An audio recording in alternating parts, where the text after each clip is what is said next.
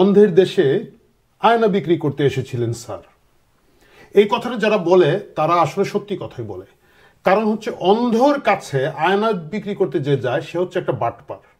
কোনো সুস্থ লোক অন্ধের কাছে আয়না বিক্রি করতে যাবে না, কারণ কানার লাগবে সাদা লাঠি। আপনি যদি কানার কোনো হেল্প করতে চান, সাহায্য করতে চান, আপনাকে বিক্রি করতে হবে সাদা লাঠি, তাকে হয় দিতে হবে, না হলে তার কাছে বিক্রি করবেন। কিন্তু আপনি যখন একজন অন্ধ লোকের কাছে আয়না বিক্রি করতে চান, আপনি জানেন সেটা তার কাজে লাগবে না, এর মানে হচ্ছে আপনি বাটপারি করতে গেছেন এবং আপনি এইটাকে দেখে ইমোশনাল গেম করতে যাচ্ছেন। কথাটা কেন বললাম আপনিও জানেন, আমিও জানি। কথাটা বললাম কারণ সম্প্রতি ডক্টর ইউনূসের যে নব্য নাটক আমরা গত 3 দিন ধরে দেখলাম, উৎকণ্ঠিত হয়ে আপনারা অনেকেই আশা করছিলেন যে এই আযাব থেকে বাংলাদেশ মুক্তি পাবে। আপনারা সকলেই হতাশ হয়েছেন, আমি জানি। আমি কখনোই এটা আশা করি নাই। আমি জানতাম যে এই অন্ধের দেশে আয়না বিক্রি করতে এসেছেন স্যার, এই ডায়লগ তার বট বাহিনী একাধিক নিক থেকে যতই দিয়ে যাক না কেন, কোনো মূল্যেই এই স্যার এই মাল পদত্যাগ করবেন না। কেন করবেন না এটা যদি আপনারা আজকে আমি আপনাদেরকে বুঝিয়ে বলি, তাহলে ভবিষ্যতে আপনারাও এই উৎকণ্ঠিত রাত্রি যাপন করবেন না এবং আপনারা বুঝেই যাবেন যে এই মাল আসলে পদত্যাগের মাল না। কোথা থেকে শুরু করব? প্রথম কথা, আমি সবসময় দেখেন আমি বলি যে বাংলার 1000 বছরের শ্রেষ্ঠ মার্কেটার বা লক্ষ কোটি বছরের বাংলার ইতিহাসের শ্রেষ্ঠ মার্কেটার যদি বলতে হয়, আমি বলবো সেটা ডক্টর ইউনূস। যে কোনো জিনিসকে ব্র্যান্ড করে ফেলার মতো একটা স্মার্ট প্রতিভা ওনার আছে এবং সেই প্রতিভা দেখাতে দেখাতে উনি এখন একেবারে জীবনের সায়ান্নে পৌঁছে গেছেন। আপনারা অনেকে জানেন যে ছোটবেলার ডক্টর ইউনূস কি করতেন, আপনাদের জানা আছে? যদি না জানা থাকে তার জীবনী পড়ে দেখতে পারেন, এটা বাইরের কথা না। ধরেন আগে পত্রিকায় বিভিন্ন কুইজ ছাপা হতো, সেই কুইজে যারা সঠিক উত্তর দিত তাদের মধ্য থেকে একজনকে পুরস্কার দেওয়া হতো, পরবর্তী সংখ্যার 6 মাস বা 1 বছরের পত্রিকা ফ্রি দেওয়া হতো। তো যখন একজন কেউ জিতত, বিজয়ী হওয়ার পরে তার নামটা ওইখানে ছাপা হতো। ডক্টর ইউনূস সে ছোটবেলার কাহিনী কিন্তু কি করতে জানেন, সে ওই চিঠি লিখত ওই পত্রিকাকে ওই নাম দিয়ে যে আমি অমুক বিজয়ী হয়েছি গত সংখ্যায়, কিন্তু আমার ঠিকানা বদল হয়েছে বলে উনি উনার বাড়ির ঠিকানাটা দিয়ে বলতো এই ঠিকানা এখন থেকে পত্রিকা পাঠাবেন। এইভাবে উনি ছোটবেলা থেকেই ফাও পত্রিকা পড়তো।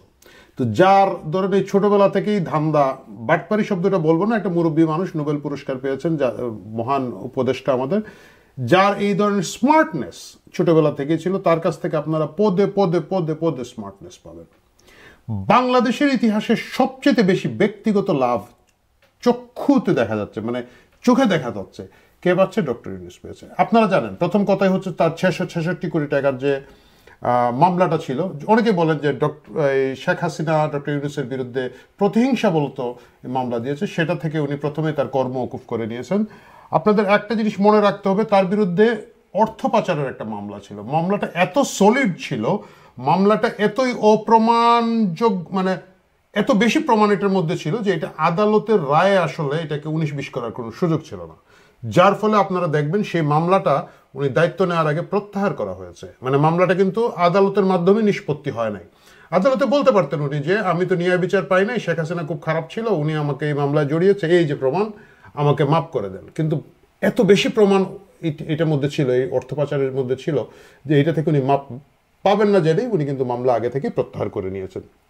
আপনারা জানেন গ্রামীণ ব্যাংকে বাংলাদেশ সরকারের মালিকানা ছিল 25%, সেটাকে কমিয়ে উনি 10% নিয়ে এসেছেন। বাকি অংশটুকু গ্রামীণ ব্যাংক ফেরত পেয়েছে, সরকারের মালিকানা এখানের মধ্যে কমে গিয়েছে। তারপরে কত কিছু যে বলবো ভাই, মানে পুরানা সবগুলোই যদি আপনি বাদ দেন, নতুনের মধ্যে আসেন। আপনারা জানেন একটা গ্রামীণ ইউনিভার্সিটি উনি, এর মধ্যেই 8 মাসের গল্প, কিন্তু মানে সব দুষ্ট হচ্ছে হান্নান মাসুদ আর সার্জিস আলমের, যে ওরা টাকা খেয়ে ভোটলা হয়ে যাচ্ছে, ভোটকা হয়ে যাচ্ছে, কিন্তু তাদের বছরে বস যিনি আছেন তার হিসাবগুলো যদি আপনারা নেন তাহলে দেখবেন যে এটা বিশাল লাভজনক ইনভেস্টমেন্ট তার জন্য হয়েছে।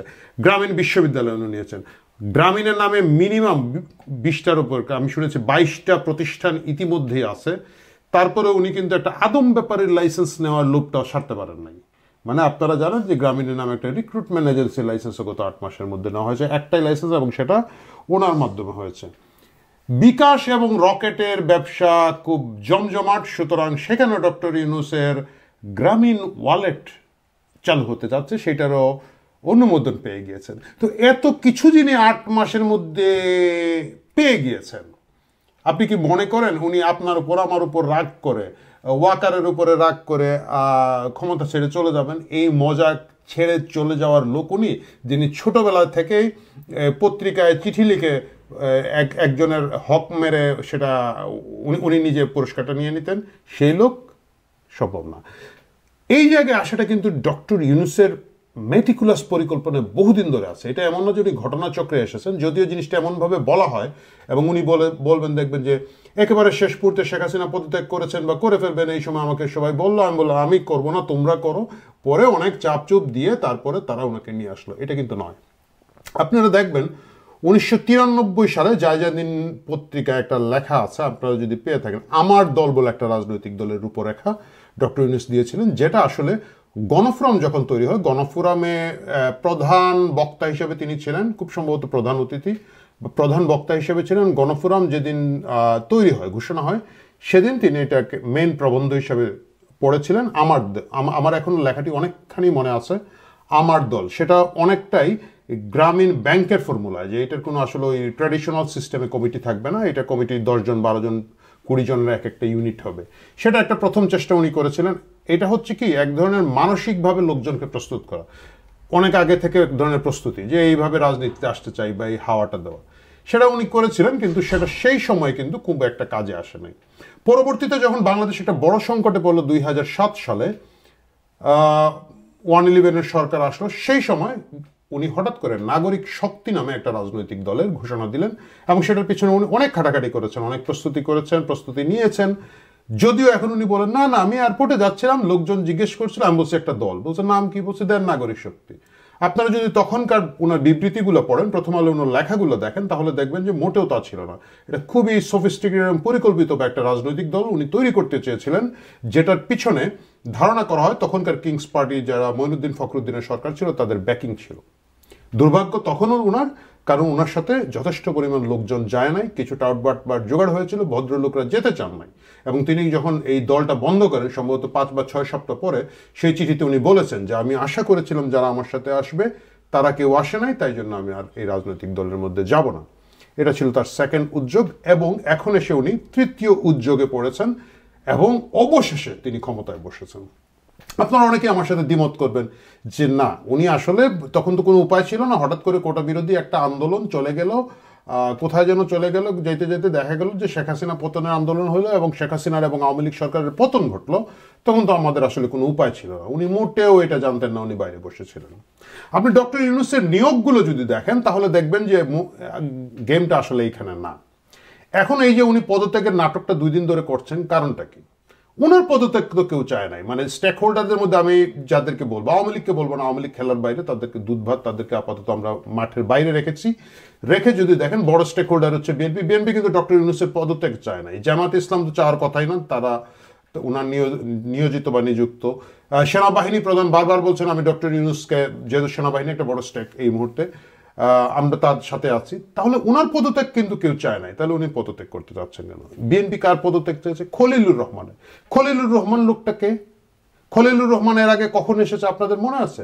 যখন জাস্টিস লতিফুর রহমানের কেয়ারটেকার সরকার ছিল, তখন কিন্তু খলিলুর রহমান এই দেশে এসেছিল। সারা জীবন সে বেচারা আমেরিকায় ছিল, তাকে জাতীয় নিরাপত্তা উপদেষ্টা করা হয়েছে। এই পদটা তৈরি করে উপদেষ্টা সমান মন্ত্রী স্ট্যাটাস দিয়ে তাকে আনা হয়েছে। একটা অভিযোগ আছে যে সে একটা আমেরিকান সিটিজেন, সম্ভাবনা খুব বেশি, যদিও সে খুব কৌশলে জবাব দেয়। সে বলে না কিন্তু যে আমি আমেরিকান সিটিজেন অথবা সিটিজেন না, সে বলে আমার আমেরিকান পাসপোর্ট নাই। হতে পারে তোমার পাসপোর্টের মেয়াদ শেষ হয়ে গেছে। এই ট্যাকটিক এবং ধান্দাবাজি কিন্তু এরা করে।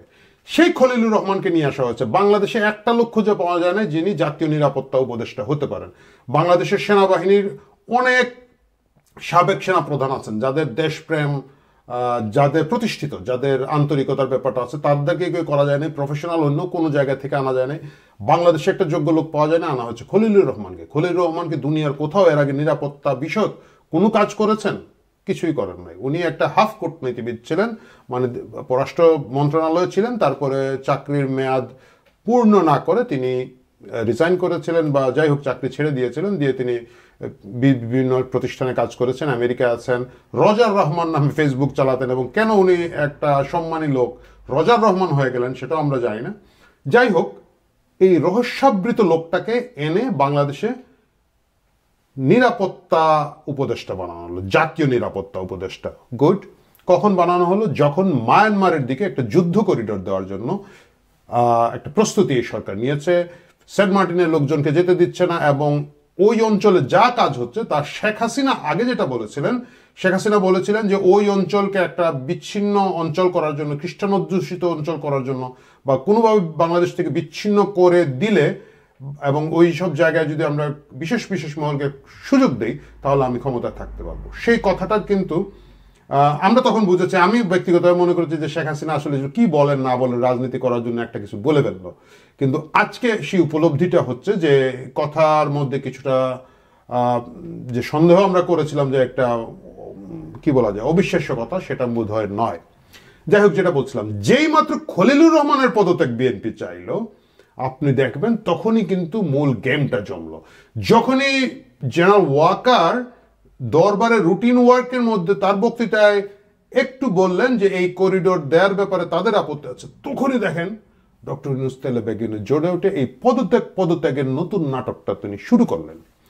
কারণ হচ্ছে তাকে যে মিশন দিয়ে এখানে পাঠানো হয়েছিল, সেই মিশনে করিডোর, সেটা করিডোরের নামে হোক, প্যাসেজের নামে হোক, দুয়ারের নামে হোক, আরো কি কি যেন নাম দিচ্ছে, চ্যানেলের নামে হোক, যে নামে হোক, এইদিকে একটা অ্যাক্সেস বহির্শক্তিকে দেওয়ার শর্ত তার নিয়োগের পিছনে আছে বলে দৃঢ়ভাবে আমি অন্তত বিশ্বাস করি এখন।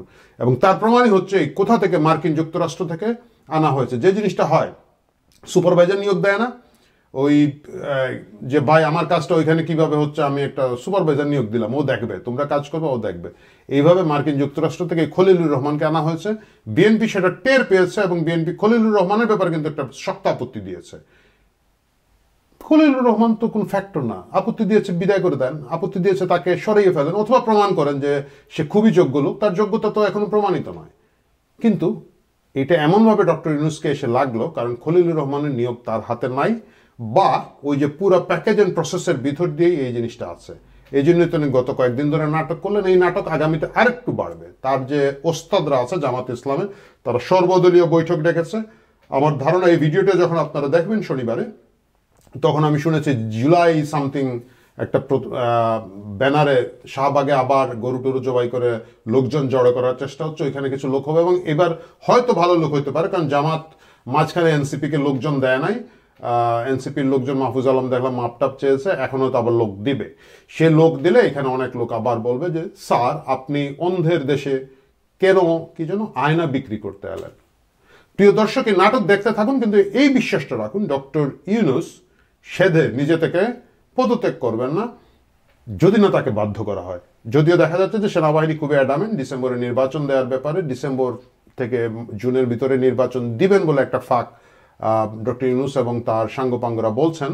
ততক্ষণে যদি কি বলা যায় তেতে ওঠে পরিবেশ, তাহলে ওনারা একটা খুব সুন্দর করে নির্বাচন দিয়ে ইতিমধ্যে গ্রামীণের নামে হয়তো আরো কি কি বাকি আছে আল্লাহ জানেন, সেই লাইসেন্সগুলো বাগিয়ে, মামলাগুলো সরিয়ে, করগুলা মাপ করিয়ে ওনারা ক্ষান্ত হয়ে বিদায় নেবেন। আর যদি দেখা যায় যে পরিস্থিতি তাকিয়ে উঠবে না, পরিস্থিতি শান্ত আছে, কারো কোনো আপত্তি নাই, আমার ধারণা আগামী 5, 7, 10 বছর ধরে এরা যাওয়ার কোনো নামগন্ধ করবেন না। সুতরাং আপনারা যারা পিঠ বাঁচাতে চান, যারা মাথা বাঁচাতে চান, তারা আমার মতো ফেসবুকে গিয়ে ডক্টর ইউনূসকে 5 বছর চাই, 10 বছর চাই, 20 বছর চাই, এরকম কিছু ইভেন্ট হয় নিজে তৈরি করুন, নাহলে অনেকগুলো ইভেন্ট আছে এই তাদের যে বট বাহিনী তৈরি করেছে ওইখানে গিয়ে লাইক মেরে থাকুন। ভবিষ্যৎ আপনাদের জন্য হয়তো কিছুটা হলেও নিরাপদ হতে পারে। প্রিয় দর্শক, শুভেচ্ছা থাকলো, ভালো থাকুন, সুখে থাকুন যদি সম্ভব হয়। আমি জানি এটা খুব কঠিন, আমি জানি এই নাটক ড্রামা দেখতে দেখতে আপনাদের অনেকের ব্লাড প্রেশার বেড়ে যাচ্ছে। আপনাদের ব্লাড প্রেশার যাতে না বার হয়, যদি আপনারা যাতে সুখে শান্তিতে থাকেন, এই জন্য গত কয়েকদিন আমি এই নাটক দেখছিলাম কিন্তু ভিডিওতে কোনো কথা বলছিলাম না। আমি আশা করি ধীরে ধীরে সকলে একটু শান্ত হবেন, এই জন্য এই ভিডিওটা এখানে দিলাম। Enjoy the show, enjoy the circus, বাংলাদেশের সার্কাস। ভালো থাকুন।